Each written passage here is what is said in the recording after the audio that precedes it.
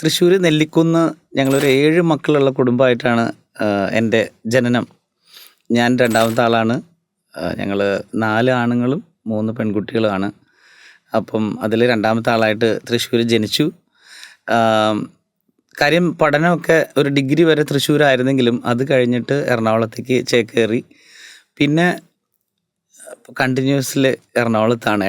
ഇടക്കാലത്തൊരു 3 വർഷം ദുബായിൽ വർക്ക് ചെയ്തു എന്നുള്ള ഒഴിച്ചാൽ പിന്നെ ബാക്കിയുള്ള സമയം മുഴുവൻ എറണാകുളത്ത് തന്നെയാണ്.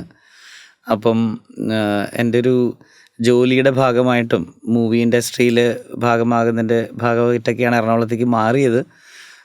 പക്ഷേ കുറേ കാര്യങ്ങളിൽ ഇവിടെ സിനിമ മാത്രമല്ല, ഒരു എഡ്യൂക്കേഷണൽ സ്ഥാപനം തുടങ്ങാനായിട്ട് സാധിച്ചു. സ്വന്തമായിട്ട് സ്റ്റുഡിയോ ഇവിടെ എറണാകുളത്ത് കളമശ്ശേരിയിലായിട്ടുണ്ട്. അപ്പം ചുരുക്കം പറഞ്ഞു കഴിഞ്ഞാൽ തൃശ്ശൂരുകാരനാണെങ്കിലും ഒരു എറണാകുളത്തുകാരനായിട്ട് ഇപ്പോൾ ഇവിടെ ആയിരിക്കുകയാണ്.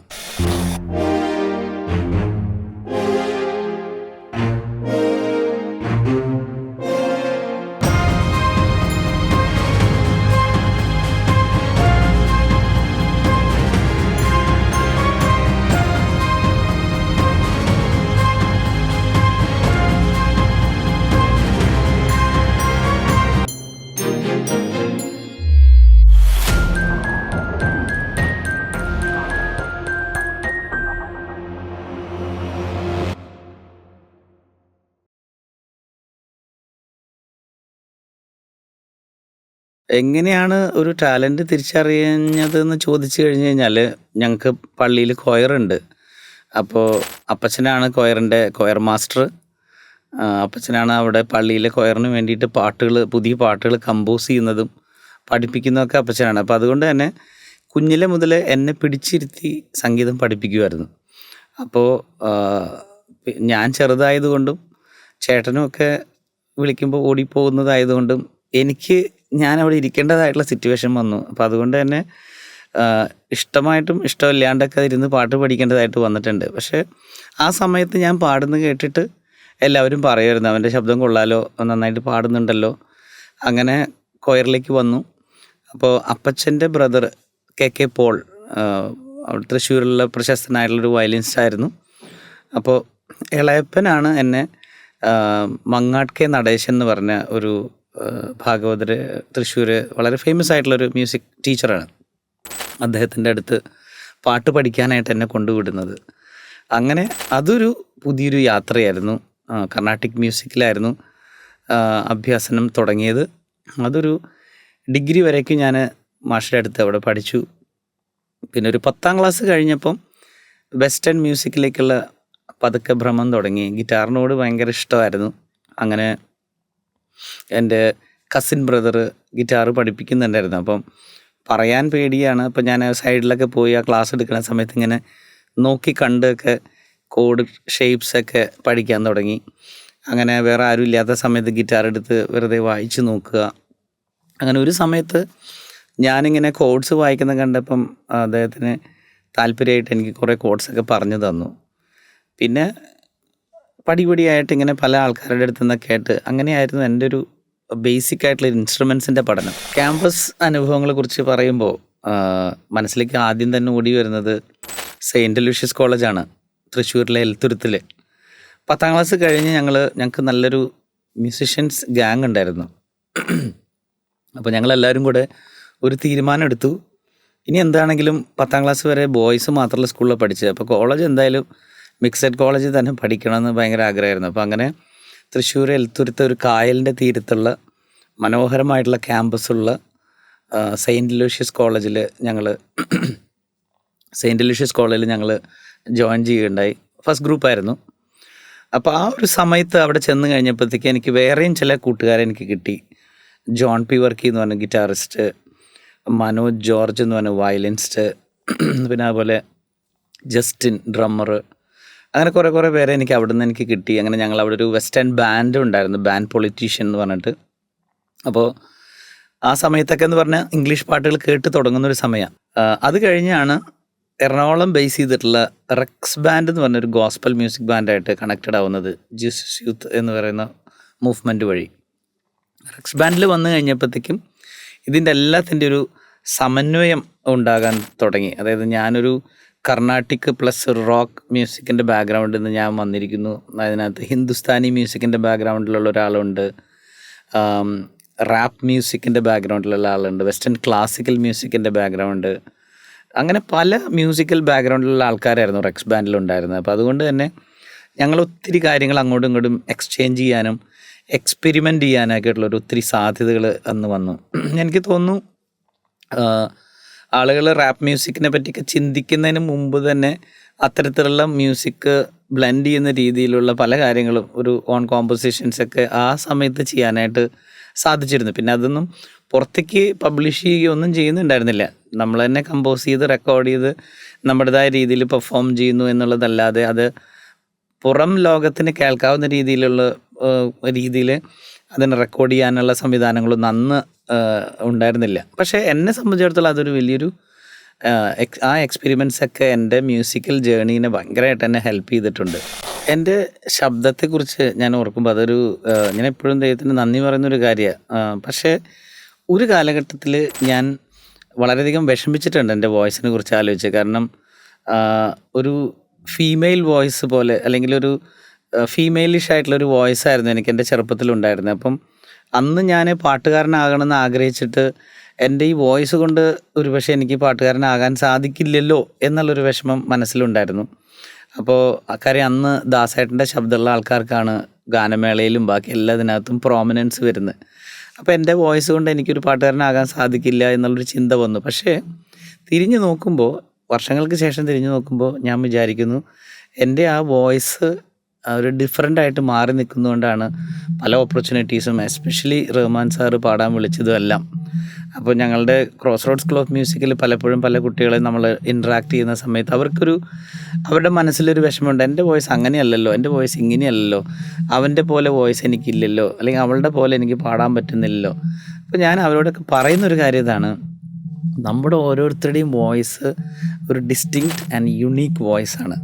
അതിനൊരു പർപ്പസ് ഉണ്ട്. അത് നമ്മൾ ഐഡൻറ്റിഫൈ ചെയ്യുകയും അതിനെ ഏറ്റവും നന്നായിട്ട് പരിപോഷിപ്പിക്കുകയും ചെയ്യുക കഴിയുമ്പോഴത്തേക്കും അതിനൊരു ഭയങ്കര ഡിഫറൻസ്, ഒരു വ്യത്യസ്തമായിട്ടുള്ള രീതിയിൽ ആളുകൾ ശ്രദ്ധിക്കപ്പെടാനുള്ളൊരു സാധ്യത നമ്മുടെ വോയിസിനുണ്ട് എന്നുള്ളതാണ്.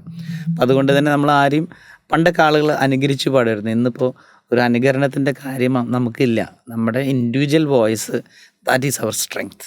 എൻ്റെ ആദ്യത്തെ സിനിമ എന്ന് പറയുന്നത് വെള്ളിത്തിരയാണ്. ഭദ്രൻ സാറ് ഡയറക്റ്റ് ചെയ്ത സിനിമ, good night Mohan sir produce ചെയ്തത്. അപ്പം ആ ആദ്യത്തെ സിനിമ കിട്ടിയപ്പോൾ എന്തായിരുന്നു ഒരു ഇമോഷൻ എന്ന് ചോദിച്ചു കഴിഞ്ഞാൽ, കാര്യം മനസ്സിൽ വളരെ ആഗ്രഹം ഉണ്ടായിരുന്നു സിനിമ ചെയ്യണം, പാട്ട് ചെയ്യണം എന്നൊക്കെ.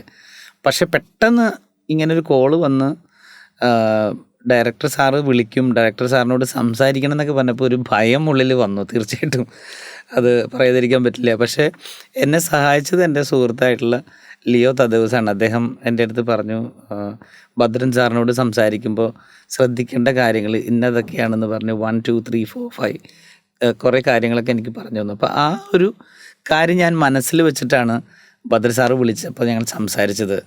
കോൺഫിഡൻ്റ് ആയിട്ട് പറയണം, എന്ത് കാര്യത്തിനും നമുക്ക് പേടിയില്ല, ഐ ക്യാൻ ഡു ഇറ്റ് എന്നുള്ളൊരു കോൺഫിഡൻസ് നമ്മുടെ വാക്കുകൾ ഉണ്ടായിരിക്കണം എന്നൊക്കെ പറഞ്ഞപ്പോൾ ആ രീതിയിൽ തന്നെ ഞാൻ പ്രസൻറ്റ് ചെയ്തു. ആൻഡ് ഞാൻ ചെയ്തൊരു പാട്ട് ഞാൻ അവർക്ക് അയച്ചു കൊടുത്തപ്പോഴത്തേക്കും അവർക്ക് ഭയങ്കര ഇഷ്ടമായി. അതിനുശേഷം ആ പാട്ടായിരുന്നു കുടമുല്ലക്കടവിൽ എന്ന് പറഞ്ഞ സുജാത ചേച്ചി പാടിയ പാട്ട്. ദുബായിൽ നിന്ന് നാട്ടിൽ ഇവിടെ വന്നതിന് ശേഷമാണ് ബാക്കി പാട്ടുകളെല്ലാം കമ്പോസ് ചെയ്തത്. സംഗീതം ഒരു ദൈവിക ദാനം തന്നെയാണ്. ആ ദൈവിക ദാനത്തെ തിരിച്ചറിയാനും വളർത്താനും ദൈവത്തിൻ്റെ ഒരു സാന്നിധ്യവും ദൈവത്തിൻ്റെ ഒരു സപ്പോർട്ടും നമുക്ക് ആവശ്യമാണെന്നുള്ളതാണ് എൻ്റെ വളരെ ശക്തമായിട്ടുള്ള ഒരു തിരിച്ചറിവ്. സത്യം പറഞ്ഞു കഴിഞ്ഞാൽ തിരിഞ്ഞു നോക്കുമ്പോൾ കുറേ പടങ്ങൾ ചെയ്തു, കുറേ പാട്ടുകൾ ചെയ്തു, കുറേ പാട്ടുകൾ പാടി, ഒത്തിരി പേരെ കൊണ്ട് പാടിച്ചു. ഹരിജി എന്ന് പറഞ്ഞാൽ എൻ്റെ മുമ്പിൽ ഒരു ഐക്കണായിട്ടുള്ളൊരു മനുഷ്യനാണ്. എപ്പോഴും ഞാനിങ്ങനെ നോക്കിക്കണ്ടിട്ടുള്ളൊരു മനുഷ്യനാണ്. അപ്പോൾ ഒരിക്കലും അദ്ദേഹത്തെ നേരിട്ട് കാണാൻ പറ്റുമെന്നൊന്നും ഞാൻ വിചാരിച്ചില്ല. അന്ന് അദ്ദേഹത്തിൻ്റെ ഗസൽസ് ഇറങ്ങുന്ന സമയത്ത് ഞാൻ ഓരോ കാസറ്റും വാങ്ങി ഞാൻ പഠിക്കുമായിരുന്നു, ഓരോ പാട്ടുകളും കേൾക്കുമായിരുന്നു. അപ്പോൾ അദ്ദേഹത്തെ കൊണ്ട് എനിക്കൊരു പാട്ട് പാടിക്കാൻ സാധിച്ചു എന്നുള്ളതൊരു വലിയൊരു ഇതായിരുന്നു. പാടിക്കാൻ വന്ന സമയത്ത് അദ്ദേഹത്തിൻ്റെ ഒരു പാടാനുള്ള ആറ്റിറ്റ്യൂഡ്, ഒരു പാട്ടിനെ അദ്ദേഹം എത്രത്തോളം വേറൊരു ലെവലിൽ അതിനെ എൻഹാൻസ് ചെയ്യുന്നു എന്നുള്ളതൊക്കെ എനിക്ക് മനസ്സിലാക്കാൻ സാധിച്ചു. ചിത്ര ചേച്ചിയുടെ ഒരു സിംപ്ലിസിറ്റി, സുജാത ചേച്ചിയുടെ ഒരു ഇച്ചിരി കൂടി ഒരു എന്താ പറയുക, ഒരു കുറുമ്പുള്ള ഒരു ചേച്ചി പോലെ. അപ്പം പാടുന്ന സമയത്തുണ്ടായ ഒരു അനുഭവം എന്ന് വെച്ച് കഴിഞ്ഞാൽ, ഞാനിങ്ങനെ ചേച്ചി കൊണ്ട് പാടിക്കുന്ന സമയത്ത് ചേച്ചി അവിടെ ക്യാബിനിൽ നിന്നാണ് പാടുന്നത്. അപ്പോൾ ഇടയ്ക്കൊരു ഭാഗം എന്തോ മാറി പാടി കഴിഞ്ഞപ്പോഴത്തേക്കും ഞാനിങ്ങനെ സ്പീക്കറിൽ കൂടെ കേൾക്കുന്നുണ്ട്, സുജു എന്താ അത്, മര്യാദയ്ക്ക് പാട്. അപ്പോൾ ഞാൻ വിചാരിച്ചു ആരെങ്കിലും അവിടെ നിൽപ്പുണ്ടോ. അപ്പോൾ 2-3 പ്രാവശ്യമായി സിജു എന്തത് സുജു എന്ന് പറഞ്ഞിട്ട് ഇങ്ങനെ. അപ്പം ഞാനിങ്ങനെ എത്തി നോക്കി, ഇനി ആരെങ്കിലും അവിടെ ഇരിപ്പുണ്ടോ. അപ്പം ഞാൻ ചേച്ചിയോട്, ചേച്ചി ആരോടാ ചേച്ചി വർത്താനം പറയുന്നത്. അപ്പോഴാണ് ചേച്ചി പറഞ്ഞത്, അത് ചേച്ചി അങ്ങനെ പാടുന്ന സമയത്ത് ചേച്ചിയോട് തന്നെ ചേച്ചി സംസാരിക്കും. അപ്പോൾ അത് ഭയങ്കര ഒരു എന്താ പറയുക, ഞാൻ ഇതുവരെയും കണ്ടിട്ടില്ല അങ്ങനെ ഒരു രീതിയിലുള്ള ഒരു കോൺവെർസേഷൻ. അതുപോലെ തന്നെ ചിത്ര ചേച്ചി പാടാൻ വന്നപ്പോൾ വയറായിട്ടാണ് അന്ന് പാടാനായിട്ട് വന്നത്. പച്ചമാങ്ങ പാട്ടിൻ്റെ ഭാഗമൊക്കെ ഫുൾ വയറ് നിറഞ്ഞിട്ടാണ് ചേച്ചി പാടിയത്. പിന്നെ അത് കഴിഞ്ഞ് ഓരോ സമയത്ത് ശ്രേയ ഘോഷൽ ആദ്യമായിട്ട് ബിഗ് ബിയിൽ വിട പറയുകയാണോ പാടാനായിട്ട് വന്ന സമയത്ത്, അപ്പം അവരൊക്കെ ആദ്യമായിട്ട് മലയാളം പാടുന്നു എന്നുള്ള ഒരു അതുകൊണ്ടാണോ, എന്നാൽ അതിനേക്കാൾ അപ്പുറത്തായിട്ട് അവർ വന്നിട്ട് പറഞ്ഞു ഓരോ പ്രൊനൗൺസിയേഷനും കൃത്യമായിട്ട് ചെയ്യാനായിട്ടുള്ള അവരുടെ ഒരു ഡെഡിക്കേഷൻ. പിന്നെ വേറൊരു കാര്യം എനിക്ക് ഭയങ്കരമായിട്ട് ആകർഷിച്ചൊരു കാര്യം ഇതായിരുന്നു. അവർ പറഞ്ഞു ഒരു ഭാഗത്ത് പ്രൊനൗൺസിയേഷൻ കറക്റ്റ് ആവാതെ വന്നപ്പോൾ വീണ്ടും പാടേണ്ടതായിട്ട് വന്നു. അപ്പോൾ ഞാൻ പറഞ്ഞു, ശ്രേയാജി വി ക്യാൻ പഞ്ച് ചെയ്തിട്ട് എടുക്കാം, ഇനി അത് മുഴുവനായിട്ടും പാടേണ്ട ആവശ്യമില്ല. പക്ഷേ എൻ്റെ അടുത്ത് പറഞ്ഞൊരു കാര്യമുണ്ട്, no Alphonse, I want to sing it completely, the full stance I want to sing, എന്നാലേ ഫുള്ള് എനിക്ക് അതിൻ്റെ എക്സ്പ്രഷൻ അതിനകത്ത് കൊടുക്കാൻ പറ്റുള്ളൂ.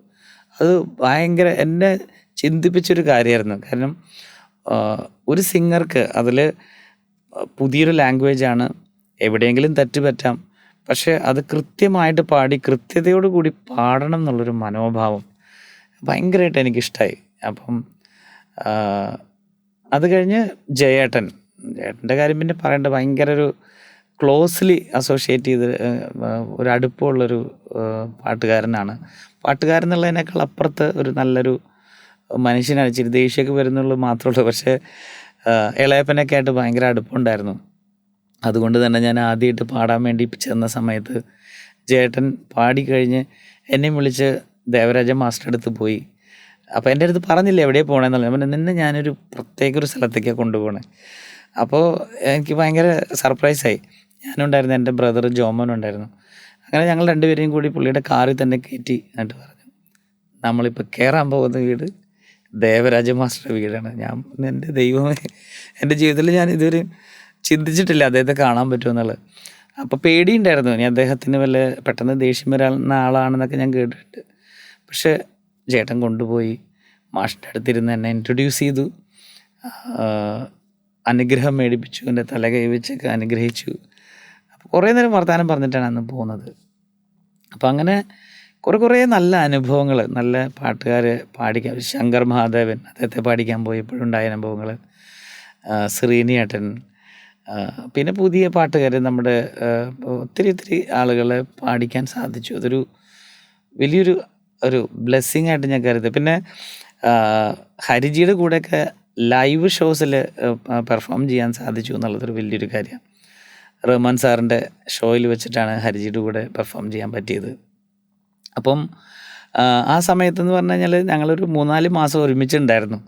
അപ്പോൾ നമ്മൾ ഒരു ഭയങ്കര ഒരു ആരാധനയോട് കൂടി കാണുന്ന ഒരാളെന്ന് ഉള്ളതിൻ്റെക്കാളും അപ്പുറത്ത് നല്ല ക്ലോസ് ആയിട്ട് ഒരു നല്ല റിലേഷൻഷിപ്പിൽ മുന്നോട്ട് പോകാൻ പറ്റുന്ന ഒരു വ്യക്തിത്വം അവിടെ എനിക്ക് കാണാനായിട്ട് സാധിച്ചു.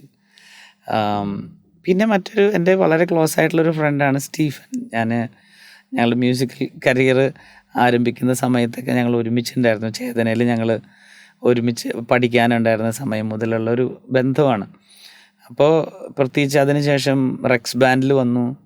അപ്പോൾ ഞങ്ങൾ സ്റ്റീഫനും ഞാനുണ്ടായിരുന്നൊരു കെമിസ്ട്രി എന്ന് പറഞ്ഞു കഴിഞ്ഞാൽ ഞാൻ ഇപ്പോൾ ഒരു പാട്ട് കമ്പോസ് ചെയ്ത് കഴിഞ്ഞിട്ട് ഒരു ഓർക്കസ്ട്രേഷനിൽ ഇരിക്കുന്ന സമയത്ത് എൻ്റെ കർണാട്ടിക് മ്യൂസിക്കിൻ്റെ ലെവലിലുള്ള മെലഡി ആസ്പെക്റ്റും ഒരു ബി ജി എമ്മിൽ എങ്ങനെയായിരിക്കണം കാര്യങ്ങൾ പോകേണ്ടത് എന്നുള്ളൊരു കാര്യങ്ങൾ ഞാൻ ഡിസ്കസ് ചെയ്യുമ്പോൾ അവിടെ ഇന്ന കൈൻഡ് ഓഫ് കോഡ് പ്രോഗ്രഷൻ വന്നാൽ നല്ലതായിരിക്കും, അല്ലെങ്കിൽ ഇങ്ങനൊരു കൈൻഡ് ഓഫ് ഇത് വന്നാൽ നല്ലതായിരിക്കും. അങ്ങനെയുള്ള കുറേ ഗിവ് ആൻഡ് ടേക്ക് ഓപ്പർച്യൂണിറ്റീസ് അവസരങ്ങളുണ്ടായിട്ടുണ്ട്. സ്റ്റേജിലാണെങ്കിലും ഒന്നിച്ച് ഞങ്ങൾക്ക് പല കാര്യങ്ങളും ചെയ്യാനായിട്ട് സാധിച്ചു. അപ്പോൾ ശരിക്കും പറഞ്ഞാൽ ഞാൻ ക്രോസ് റോഡ്സിൽ നമ്മുടെ കുഞ്ഞുങ്ങളായിട്ട് ഇരിക്കുന്ന സമയത്ത് പല അവരെ ബാൻഡ് ഫീസ്റ്റ എന്ന് പറഞ്ഞൊരു പ്രോഗ്രാം നമ്മളിവിടെ ചെയ്യാറുണ്ട്. അതായത് പല രീതിയിൽ ഇൻസ്ട്രുമെൻ്റ് പ്ലേ ചെയ്യുന്നവർ, പാടുന്നവർ, ഇവരൊക്കെ ഒരുമിച്ച് കൊണ്ടുവന്നിട്ട് എങ്ങനെയാണ് ഒരു ഗ്രൂപ്പായിട്ട് ഒരു എൻസംബിളായിട്ട് എങ്ങനെ പെർഫോം ചെയ്യുക എന്നുള്ളതിനെക്കുറിച്ച് പഠിപ്പിക്കുന്ന ഒരു സമ്മർ ക്യാമ്പാണ് ബാൻഡ് ഫിയസ്റ്റ. നമ്മൾ ഈ അവധി സമയങ്ങളിൽ നമ്മൾ ചെയ്യുന്നത്. ഒരു 15 ദിവസത്തോളം നമ്മൾ ഈ കുട്ടികളെ പാട്ട് പഠിപ്പിച്ച് മ്യൂസിക് കമ്പോസ് ചെയ്യാൻ പഠിപ്പിച്ച് അവരെ കൊണ്ട് കമ്പോസ് ചെയ്യിപ്പിച്ച് അവരെ പെർഫോം ചെയ്യിക്കുന്ന ഒരു പരിപാടിയാണ്. അപ്പോൾ ആ സമയത്തൊക്കെ ഞാൻ അവരോട് എപ്പോഴും ഷെയർ ചെയ്യും, നമ്മൾ ഒറ്റയ്ക്കൊരു മ്യൂസീഷ്യനായിട്ട് മുന്നോട്ട് പോകുമ്പോഴല്ല, നമ്മൾ കൊളാബറേറ്റ് ചെയ്യുമ്പോഴാണ്.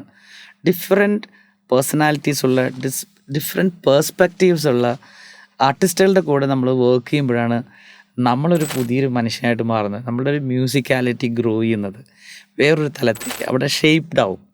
വേറൊരു ആളോട് കൂടെ നമ്മൾ മ്യൂസിക് എക്സ്ചേഞ്ച് ചെയ്യുന്ന സമയത്ത് ചില കാര്യങ്ങൾ നമ്മൾ അറിയാതെ പഠിക്കും, ചില കാര്യങ്ങൾ ചിലപ്പോൾ നമ്മൾ എക്സ്പ്ലോർ ചെയ്യും പുതുതായിട്ട്.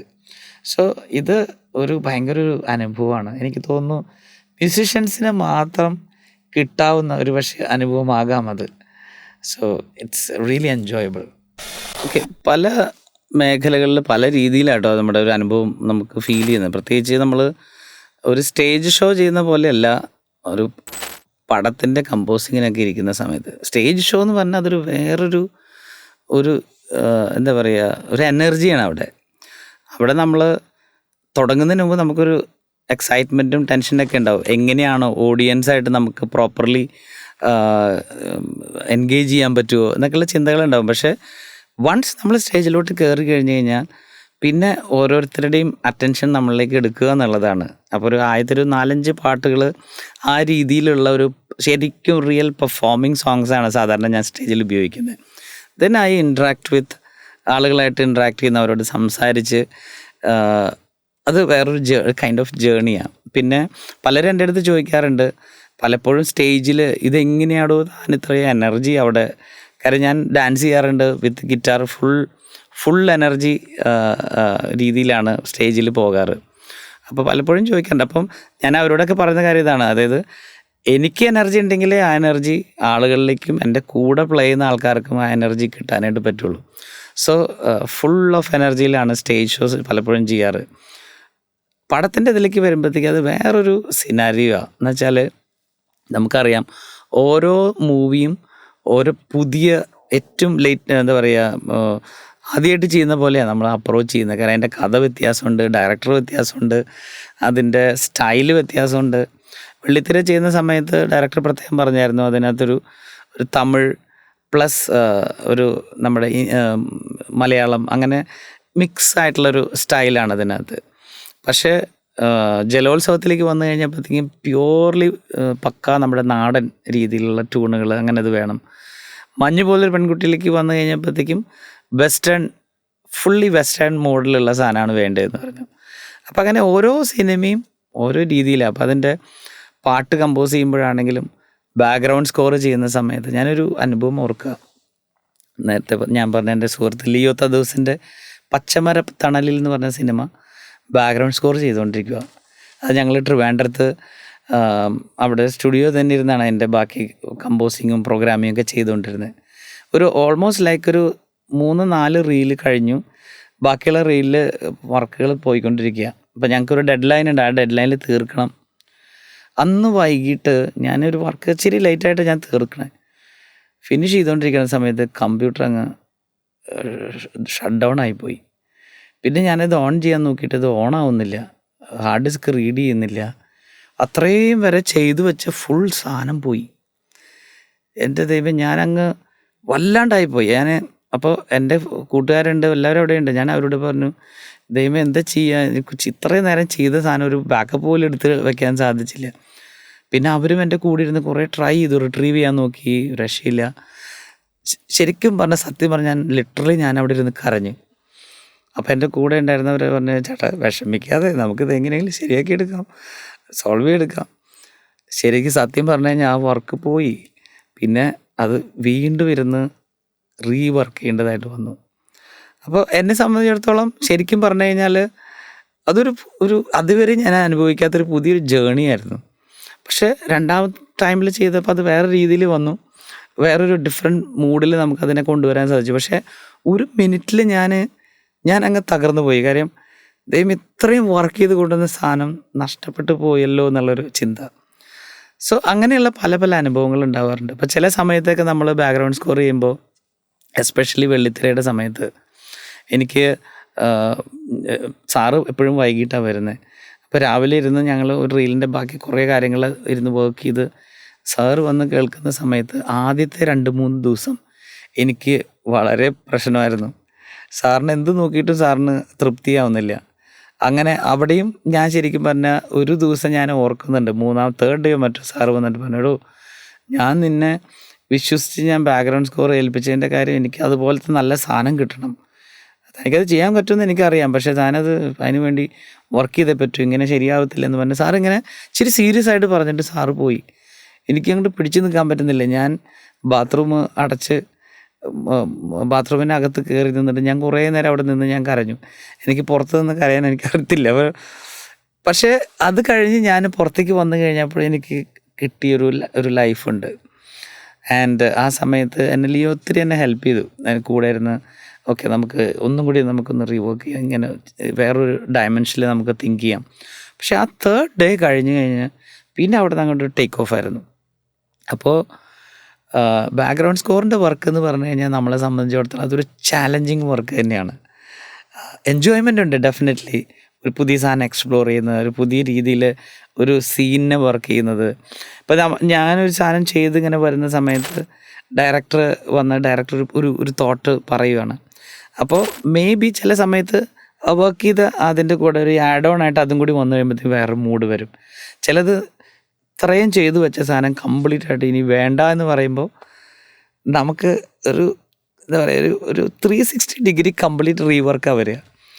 അപ്പോൾ അന്നേരം ഒരു ടെൻഷനും പ്രയാസവും കാര്യങ്ങളൊക്കെ ഉണ്ടാകും. പക്ഷേ പിന്നെ വരുന്ന സംഭവം വളരെ ഡിഫറെൻ്റ് ആയിട്ടുള്ളൊരു സംഭവമായിരിക്കും.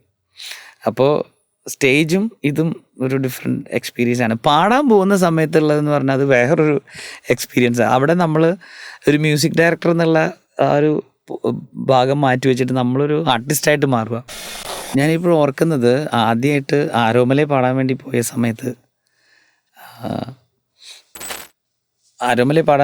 സമയത്ത് അവിടെ ശ്രീനേട്ടനുണ്ട്, പാട്ടുകാരൻ ശ്രീനേട്ടനുണ്ട് എന്നെ പാടിക്കാൻ വേണ്ടി പോയ സമയത്ത്. അപ്പോൾ ആദ്യത്തെ 4-5 ലൈന് സ്വസ്തി സ്വസ്തി സുമുഹൂർത്തം സുമംഗലി ഭവ മണവാട്ടി ശ്യാമരാത്രി തന്നരമനയിൽ മാറി നിൽക്കയോ താരകമേ.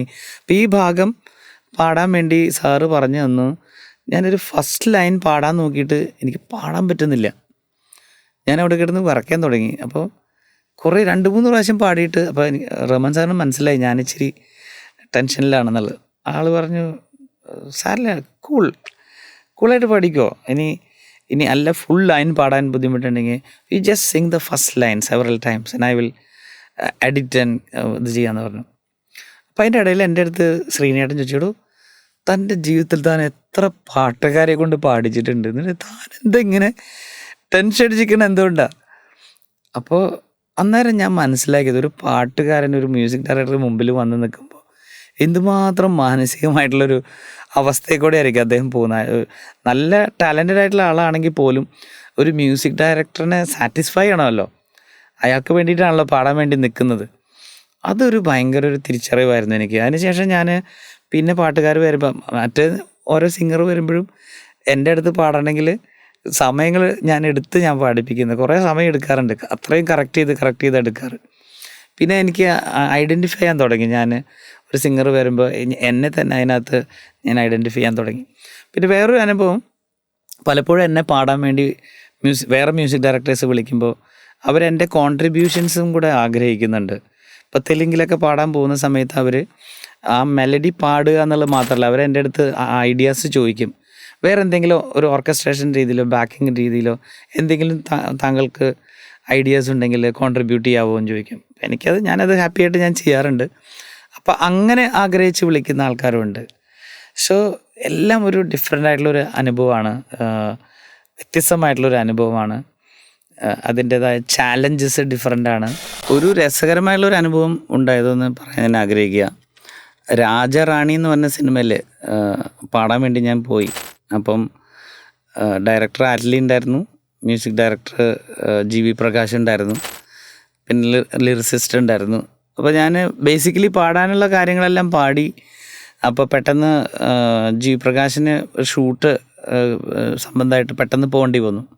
അപ്പോൾ ഞാൻ ആറ്റ്ലിയായിട്ട് ഇങ്ങനെ കുറച്ച് നേരം സംസാരിച്ചുകൊണ്ടിരിക്കുമ്പോൾ ആറ്റ്ലി എൻ്റെ അടുത്ത്, അപ്പോൾ ആ സമയത്ത് ഞാനൊരു തമിഴ് മൂവി ആറ്റ്ലിയുടെ കൂടെ വർക്ക് ചെയ്യുന്ന മുത്തു സാറിൻ്റെ വേണ്ടിയിട്ട് ഒരു പ്രൊജക്റ്റ് ഞങ്ങളിങ്ങനെ സംസാരിച്ചുകൊണ്ടിരിക്കുന്ന ഒരു സമയമായിരുന്നു. അപ്പോൾ ആറ്റ്ലി എൻ്റെ അടുത്ത് ചോദിച്ചു, മുത്തു സാറിൻ്റെ വർക്ക് ചെയ്യുന്നുണ്ടല്ലേ? അപ്പോൾ ഞാൻ പറഞ്ഞു അതെ, ഡിസ്കഷൻസ് നടക്കുമെന്ന് പറഞ്ഞു. അപ്പോൾ ആറ്റ്ലി പറഞ്ഞു, ഒരു സംഭവം എനിക്കൊന്ന് ചെയ്തു തരാമോ? ഞാൻ പറഞ്ഞു ചെയ്യാലോ. അപ്പോൾ ആൾ പറഞ്ഞു, ഈ പാട്ടിനകത്ത് സില്ലന ഒരു മഴത്തുള്ളി എന്ന് പറഞ്ഞ പാട്ടായിരുന്നു.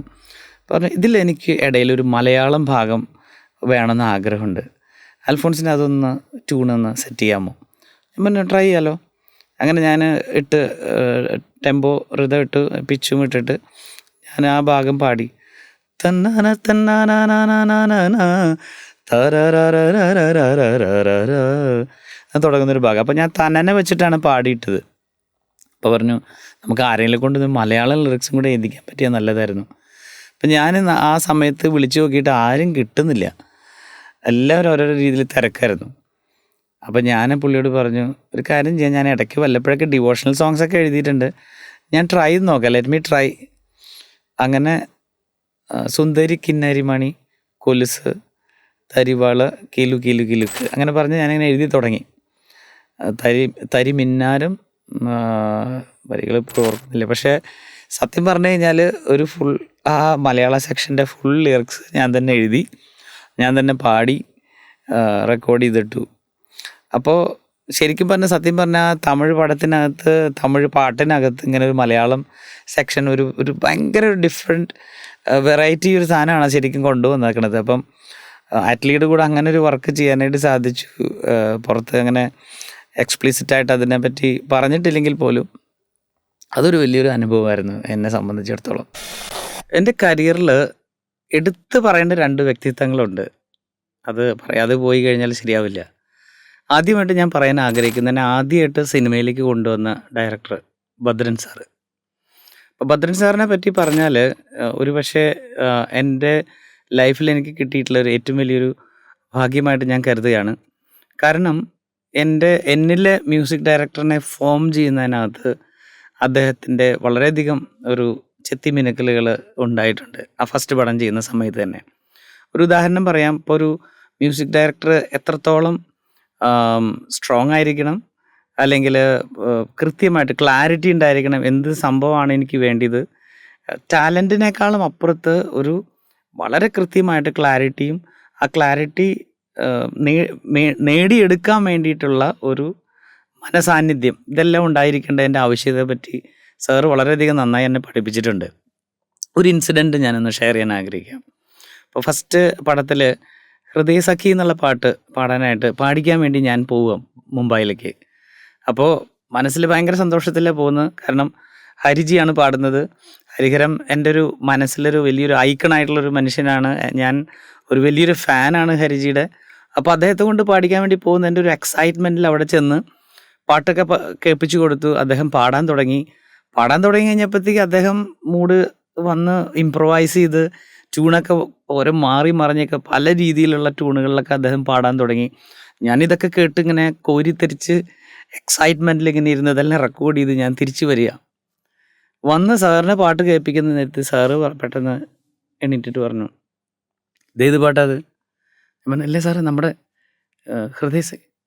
ഹൃദയസഖിയോ? ഇത് ഹൃദയസഖിയൊന്നുമല്ലല്ലോ, ഞാൻ കേട്ട പാട്ട് ഇതല്ല. അൽഫോൺസ് പാടി ഞാൻ കൺഫർമേഷൻ പറഞ്ഞ സോങ് ഇതല്ല. ഞാൻ പറഞ്ഞു, അല്ല സാറേ, അയ്യോ ഇതെന്തിങ്ങനെ പറയണേ, ഞാൻ അപ്രൂവ് ചെയ്ത സോങ് എനിക്ക് വേണം, ഇതല്ലാതെ വേറൊരു സോങ് എനിക്കിവിടെ ആവശ്യമില്ല. ഞാൻ ആകെ ധർമ്മസങ്കടത്തിലായി. കാര്യം ഇത്രയും വലിയൊരു ആളെ കൊണ്ട് പാടിച്ച് ഞാൻ കൊണ്ടുവന്നിരിക്കുന്നത് അദ്ദേഹത്തിന് പറ്റില്ല. അപ്പോൾ ആള് പറഞ്ഞു, എത്രയും പെട്ടെന്ന് പോയി ഒന്നും കൂടി പാടിച്ചെടുത്ത് കൊണ്ടുവരിക എന്നുള്ളതേ ഉള്ളൂ, വേറെ ഓപ്ഷനൊന്നുമില്ല. ഭയങ്കര സങ്കടത്തിലായി, എന്ത് ചെയ്യുമെന്ന് എനിക്കറിയില്ല. അങ്ങനെ ഞാൻ ഇതിൻ്റെ പ്രൊഡ്യൂസർ ഗുഡ് നൈറ്റ് മോഹൻ സാറിനോട് പറയാം, സാറേ എന്ത് ചെയ്യുമോ എനിക്കറിയില്ല. സാറ് പറഞ്ഞു, താൻ വിഷമിക്കാതിരി, നമുക്ക് നോക്കാം, നമുക്ക് പറഞ്ഞു നോക്കാം. ഹരിജീനെ എനിക്കറിയാം, നല്ല ഞാൻ ക്ലോസ് ആയിട്ട് ഡീൽ ചെയ്യുന്ന ഒരാളാണ്, ഞാൻ പറഞ്ഞു നോക്കാം. അങ്ങനെ അദ്ദേഹം പറഞ്ഞപ്പോൾ ഫൈനലി ഹരിജി ഓക്കെ പാടാമെന്ന് പറഞ്ഞു. അങ്ങനെ രണ്ടാമതും പോയി കൃത്യമായിട്ട് പറഞ്ഞു കൊടുത്ത് അത് പാടിപ്പിച്ച് കൊണ്ടുവരേണ്ടി വന്നു. അപ്പം ഇതിന് ശേഷം സാർ എൻ്റെ അടുത്ത് പറഞ്ഞൊരു കാര്യം ഇതാണ്, നിൻ്റെ മനസ്സിൽ നിനക്കൊരു ക്ലാരിറ്റി ഉണ്ടെങ്കിൽ, അല്ലെങ്കിൽ നീ ഒരു ട്യൂൺ നീ ചെയ്ത് കഴിഞ്ഞിട്ട് അതിനകത്ത് ഉള്ളൊരു ക്ലാരിറ്റി വേറെ ഒരു എലമെൻറ്റും കൊണ്ടും നീ അതിനെ ഡൈല്യൂട്ട് ചെയ്യാൻ പാടില്ല. That is your creation. നിന്നേക്കാൾ കഴിവുള്ള അല്ലെങ്കിൽ ഇതിനേക്കാൾ വലിയ വലിയ പാട്ടുകാരൊക്കെ വരുമായിരിക്കും, പക്ഷേ when you sit on that seat as a music director, you are the leader, you are the ultimate decision maker. അപ്പം ഇങ്ങനെ പല കാര്യങ്ങൾ എന്നെ പഠിപ്പിച്ചറിയുകയും കോൺഫിഡൻ്റ് ആക്കുകയും ചെയ്തിട്ടുള്ള ഒരാളാണ് ഭദ്രൻ സാറ്. മറ്റൊരു വ്യക്തിത്വം എന്നെ വളരെയധികം ഇൻഫ്ലുവൻസ് ചെയ്തിട്ടുള്ളതും ഒരടുത്ത ലെവലിൽ എൻ്റെ കരിയറിനെ കൊണ്ടുപോകാൻ ഹെൽപ്പ് ചെയ്തിട്ടുള്ളത് AR റഹ്മാൻ സാറാണ്. അതൊരു എന്താ പറയുക, എൻ്റെ ലൈഫിൽ ഞാൻ ഒട്ടും എക്സ്പെക്റ്റ് ചെയ്യാത്ത, എന്നാൽ ഒട്ടും പ്രതീക്ഷയില്ലാതെ ഒരു അടുത്ത ലെവലിലേക്ക് എന്നെ വളർത്തിയ ഒരു പാട്ട് എനിക്ക് തരികയും എൻ്റെ കോൺസെപ്റ്റ്സ് മൊത്തം, മ്യൂസിക്കിനെ കുറിച്ചുള്ള കോൺസെപ്റ്റ്സിനെ തന്നെ മാറ്റി എഴുതിയിട്ടുള്ള ഒരു ഇൻസിഡൻ്റ് ആയിരുന്നു റഹ്മാൻ സാറിൻ്റെ കൂടെയുള്ള ആദ്യത്തെ ഒരു ഗാനം എന്ന് പറയുന്നത്. അപ്പോൾ റഹ്മാൻ സാറിൻ്റെ എനിക്ക് അദ്ദേഹത്തിൻ്റെ ഒരു കമ്പോസിങ് സ്റ്റൈല് ഭയങ്കര ഇൻസ്പയറിങ് ആയിരുന്നു. അത് നമ്മുടെ കൂടെ വരുന്ന സിംഗറിനെയും അല്ലെങ്കിൽ ഇൻസ്ട്രുമെൻ്റലിസ്റ്റിനെകളെല്ലാം ചേർത്ത് നിർത്തിയ അവരുടെയും കോൺസെപ്റ്റ്സ് കൊണ്ടുവന്ന് ഒരു ഫ്രീഡം അനുവദിച്ചുകൊണ്ടുള്ള ഒരു വർക്കിംഗ് സ്റ്റൈല്, അതൊരു നല്ലൊരു സ്റ്റൈൽ എനിക്ക് ഞാൻ മനസ്സിൽ ചെയ്ത് നോക്കണം എന്ന് ആഗ്രഹിച്ച ഒരു സ്റ്റൈൽ എനിക്ക് ഇവോൾവ് ചെയ്തെടുക്കാനായിട്ട് എനിക്ക് സാധിച്ചു. പിന്നെ മറ്റൊന്ന് ഞാൻ കണ്ടത് അദ്ദേഹത്തിൻ്റെ ഒരു ഡൗൺ ടു എർത്ത് ആയിട്ടുള്ളൊരു മെൻറ്റാലിറ്റി. ഞാനിപ്പോൾ ഓർക്കുന്നത്, ജയ്ഹോ ടൂറിൽ ഞങ്ങൾ പോയ സമയത്ത് US-ലും കാനഡയിലും യൂറോപ്പിലും സൗത്ത് ആഫ്രിക്കയിലൊക്കെ ഞങ്ങൾ ഒരുമിച്ചൊരു 4 മാസത്തോളം ഒരുമിച്ച് അദ്ദേഹത്തിൻ്റെ കൂടെ ട്രാവൽ ചെയ്യാനായിട്ട് എനിക്ക് സാധിച്ചു. അപ്പോൾ ആ സമയത്ത് ഞാൻ കണ്ടൊരു കാര്യം, ഞങ്ങളുടെ കൂടെ ഫോറിനേഴ്സായിട്ടുള്ള ആർട്ടിസ്റ്റുകളുണ്ടായിരുന്നു, വലിയ വലിയ ആർട്ടിസ്റ്റുകൾ, ജാസ് മ്യൂസിഷ്യൻസ്, അതുപോലെ തന്നെ ഷക്കീറയുടെ കൂടെ പ്ലേ ചെയ്യുന്ന പെർക്കഷനിസ്റ്റ്, ഓസ്കർ എന്ന് പറഞ്ഞ ഡ്രമ്മർ, ലയണൽ റിച്ചിയുടെ കൂടെയൊക്കെ പ്ലേ ചെയ്യുന്ന, അപ്പോൾ ആ ലെവലിലുള്ള ആർട്ടിസ്റ്റുകൾ ഞങ്ങളുടെ കൂടെ പ്ലേ ചെയ്തുകൊണ്ടിരിക്കുക. അപ്പോൾ അവരെ സംബന്ധിച്ചിടത്തോളം അവർക്ക് ടൈം സ്കെഡ്യൂളൊക്കെ അവരുടെ ടൈം സ്കെഡ്യൂളൊക്കെ അവർ ഭയങ്കര സ്ട്രിക്റ്റായിട്ട് നോക്കുന്ന ആൾക്കാരാണ്. ഒരു പ്രാക്ടീസ് ടൈം പറഞ്ഞു കഴിഞ്ഞാൽ കൃത്യം സമയമായി കഴിഞ്ഞാൽ അവരവിടെ നിർത്തി അവർ പോവും. അപ്പോൾ റഹ്മാൻ സാറ് ഓസ്കാറൊക്കെ കിട്ടി നല്ലൊരു പൊസിഷനിൽ നിൽക്കുന്നൊരു വ്യക്തി ആയിരുന്നിട്ട് പോലും ഒരു പ്രാക്ടീസ് സെഷൻ ഞാൻ ഓർക്കുന്നുണ്ട്. സാറ് വന്നിട്ട് പറഞ്ഞു, okay can we continue the practice for 1 more hour എന്ന് പുള്ളി ഇങ്ങനെ എല്ലാവരോടും കോമൺ ആയിട്ട് ചോദിച്ചു. അപ്പോൾ റിപ്ലൈ ഒന്നുമില്ല. ഞാൻ നോക്കുമ്പോഴത്തേക്ക് ഒരു സൈഡിൽ നിന്ന് ഡ്രമ്മർ എഴുന്നേറ്റു, അപ്പുറത്തെ സൈഡിൽ നിന്ന് പെർക്കഷനിസ്റ്റ് എഴുന്നേറ്റ് പോയി, അപ്പോൾ എനിക്ക് തന്നെ വല്ലാതെ ആയിപ്പോയി. കാര്യം ഇത്രയും വലിയൊരു മനുഷ്യൻ ഇങ്ങനെ ഒരു കാര്യം പറഞ്ഞിട്ട് ഇവർ ഒട്ടും മൈൻഡ് ചെയ്യാതെ ഇവർ എഴുന്നേറ്റ് അങ്ങ് പോവുക. അപ്പോൾ സാർ അതൊന്നും സാറിനെ ഒരു രീതിയിൽ ഇമ്പാക്റ്റ് ചെയ്യുന്നില്ല. Sir okay then let's have break എന്ന് പറഞ്ഞ് പുള്ളി ബ്രേക്ക് ചെയ്തിട്ട് പുള്ളി അടുത്ത പരിപാടികൾ, അടുത്ത കാര്യങ്ങൾ ചെയ്യാനും ഇതൊക്കെയുള്ള ഇതിലേക്ക് പോയി. അപ്പോൾ അതുപോലെ തന്നെ എന്നെ ഒരു കാര്യം ഏൽപ്പിച്ചിരുന്നു, മിഡി കീബോർഡ് വെച്ചിട്ട് വോക്ക് ഓർഡർ എന്ന് പറഞ്ഞൊരു സംഭവം പല പാട്ടുകൾക്കും ബാക്കിങ് ചെയ്യാനായിട്ട്. അപ്പോൾ എനിക്കിത് പരിചയമില്ലാത്തൊരു ആദ്യമായിട്ടാണ് ഞാനത് കാണുന്നത്. അപ്പോൾ സാറ് എൻ്റെ അടുത്ത് പറഞ്ഞു, എൻ്റെ കാറ്റലോഗ് വന്നിട്ട് പറഞ്ഞു, ഇത് നന്നായിട്ടൊന്ന് വായിച്ച് മനസ്സിലാക്കുന്നിട്ട് you try to do that. അപ്പോൾ ഞാൻ പറഞ്ഞു ഓക്കെ ഞാൻ ചെയ്യാമെന്ന് പറഞ്ഞു. അങ്ങനെ ഞാൻ പോയി കാറ്റലോഗ് വായിച്ച് ഒരു വിധത്തിലേക്ക് ഞാൻ അതിൻ്റെ കാര്യങ്ങളൊക്കെ പഠിച്ച് ഞാൻ ചെയ്യാൻ തുടങ്ങി. അതിൻ്റെ ഇടയിൽ ഇതിൻ്റെ എന്തോ ഒരു സെറ്റിങ്സ് മാറിപ്പോയി. അപ്പോൾ ഞാൻ സ്റ്റക്കായിപ്പോയി. അപ്പോൾ ഞാൻ സാറിൻ്റെ അടുത്ത് പറഞ്ഞു, സാർ ഇങ്ങനെ ഒരു ഇത് വന്നിട്ടുണ്ട്, എപ്പോഴെങ്കിലും സമയം കിട്ടുമ്പോൾ ഒന്ന് ചെയ്യണമെന്ന് പറഞ്ഞു. അങ്ങനെ സാറ് എൻ്റെ അടുത്തിട്ട് വന്ന് സാർ ഇതെല്ലാം നോക്കി എന്തോ ഒരു സംഭവം, ഒരു പാറ്റേൺ ചേഞ്ച് ചെയ്യാനുണ്ടായിരുന്നു. അപ്പോൾ അദ്ദേഹം അവിടെ താഴെ ഇരുന്ന് എനിക്ക് വേണ്ടി ഇതെല്ലാം ചെയ്ത് ഇങ്ങനെ എല്ലാം ഇത് ചെയ്ത്. അപ്പം ഞാനിവിടെ നിൽക്കുന്നു, റഹ്മാൻ സാർ താഴെ ഇരുന്ന് ഇതെല്ലാം ശരിയാക്കുന്നു. അപ്പം ഞാനിങ്ങനെ ഒരു അതിശയം പോലെ ഞാനിവിടെ നിന്ന് ഇതെല്ലാം കണ്ടുകൊണ്ടിരിക്കുക. അപ്പോൾ ശരിക്കും പറഞ്ഞു കഴിഞ്ഞാൽ ആ ഒരു ഇത് കഴിഞ്ഞ് അദ്ദേഹം ഓക്കെ ഇപ്പോൾ റെഡിയാണ്, യു ട്രൈ ഇറ്റ് എന്ന് പറഞ്ഞിട്ട് പുള്ളി പോയി. അപ്പോൾ അന്നത്തെ ക്യാമറമാൻ വന്നിട്ട് എൻ്റെ അടുത്ത് വന്നിട്ട് പറഞ്ഞു, Alphonse I give you a surprise thing, surprise gift. അപ്പോൾ ഞാൻ പറഞ്ഞു എന്താണ്? അപ്പോൾ ആളെനിക്ക് കുറച്ച് ഫോട്ടോസ് എനിക്ക് തന്നു. അപ്പോൾ അതിനകത്ത് ഞാനിങ്ങനെ ഇങ്ങനെ നിൽക്കുന്നുണ്ട്, റഹ്മാൻ സാറ് താഴെ ഇരുന്നിട്ട് ഇത് ശരിയാക്കുന്നു. അപ്പോൾ ഞാൻ പറയാൻ ഉദ്ദേശിച്ച കാര്യം ഇതാണ്, അദ്ദേഹത്തിൻ്റെ ഒരു പൊസിഷൻ അനുസരിച്ചിട്ടുള്ള ഒരു കൈൻഡ് ഓഫ് ഒരു ജാടാന്നല്ല ഞാൻ പറയുന്നത്, ഒരു ആ രീതിയിലുള്ളൊരു വലിപ്പം കാണിക്കാനുള്ള ശ്രമങ്ങളോ കാര്യങ്ങളോ ഒന്നും അദ്ദേഹത്തിൻ്റെ ലൈഫിൽ ഞാൻ കാണുന്നില്ല. പക്ഷേ മ്യൂസിക്കിനെ വളരെ സീരിയസ് ആയിട്ട് കാണുന്ന ഒരു വ്യക്തിത്വം അദ്ദേഹത്തിൽ എനിക്ക് കാണാനായിട്ട് സാധിച്ചു. അതുപോലെ ക്വാളിറ്റി, ചെയ്യുന്ന ഓരോ കാര്യത്തിനകത്തും അതിൻ്റെ ഒരു പെർഫെക്ഷൻ, അതിൻ്റെ ഒരു അൾട്ടിമേറ്റ് ഒരു അറ്റം എഡ്ജ് കണ്ടിട്ടാണ് അദ്ദേഹം ഓരോ കാര്യങ്ങളും ചെയ്യുന്നത്. അതൊക്കെ വളരെ ഇൻസ്പയർ ചെയ്ത എൻ്റെ ഒരു അനുഭവമായിരുന്നു.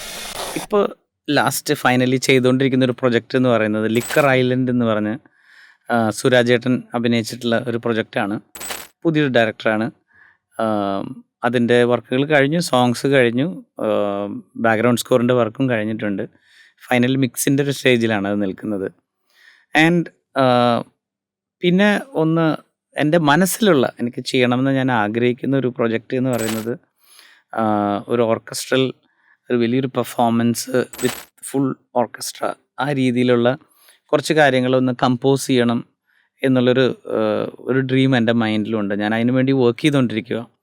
ഓർക്കസ്ട്രൽ അറേഞ്ച്മെൻറ്റ്സ് അങ്ങനെയുള്ള കാര്യങ്ങളൊക്കെ ഞാൻ പാരലലി ഞാൻ സിസ്റ്റമാറ്റിക്കായിട്ട് ലേൺ ചെയ്യുന്നുണ്ട് ആ ഡ്രീം പ്രൊജക്റ്റ് ചെയ്യാൻ വേണ്ടിയിട്ട്. ആൻഡ് മറ്റൊന്ന്, എൻ്റെ ഒരു ഇത്രയും നാൾ സിനിമയ്ക്ക് വേണ്ടിയിട്ടായിരുന്നു കൂടുതലും ചെയ്തുകൊണ്ടിരുന്നത്. ഒരു ഇൻഡിപെൻഡൻറ്റ് മ്യൂസിക് സിനാരിയോയിൽ എൻ്റേതായിട്ടുള്ള കുറച്ച് പാട്ടുകൾ ഇറക്കാനായിട്ട് എൻ്റെ ശൈലിയിലുള്ള പാട്ടുകൾ ഇറക്കാനായിട്ട് ഞാൻ ആഗ്രഹിക്കുന്നുണ്ട്, പല ലാംഗ്വേജിലായിട്ട്. അപ്പോൾ അതിൻ്റെ പണികൾ ചെറുതായിട്ട് ആരംഭിച്ചിട്ടുണ്ട്. അടുത്തൊരു 4-5 മാസത്തിൻ്റെ ഉള്ളിൽ അതിൻ്റെ കാര്യങ്ങൾ ഫർദർ മുന്നോട്ട് പോകും. അതിന് വേണ്ടിയിട്ടാണ് വെയിറ്റ് ചെയ്തുകൊണ്ടിരിക്കുന്നത്. പ്രിയരെ, കടുകുമണിയുടെ വീഡിയോകൾ ഇഷ്ടമായാൽ കൂടെ ഉണ്ടാവുന്നു.